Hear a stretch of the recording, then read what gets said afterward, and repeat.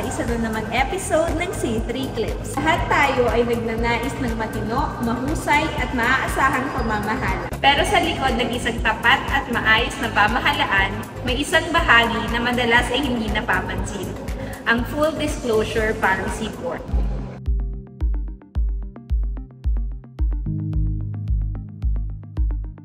Ang Full Disclosure Board ay isang pisikal na bulletin board na matatagpuan sa barangay hall at iba pang pampublikong lugar. Dito ipinapaskil ang mahahalagang dokumento gaya ng budget, financial reports, at mga proyektong isinasagawa ng barangay. Bakit ito mahalaga? Dahil karapatan ng bawat mamamayan na malaman kung saan napupunta ang pondo ng barangay.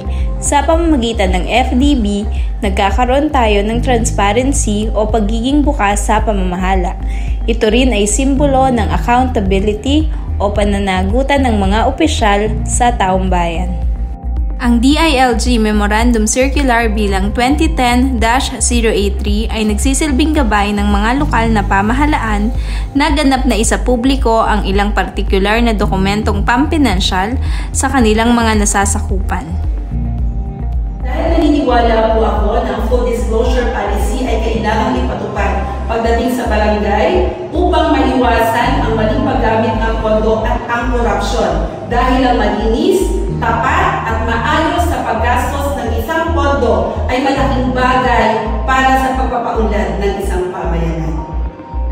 Hindi lamang ito tungkulin ng mga opisyal, tungkulin din nating mga mamamayan ang maging mapagmatsyag at makilahok.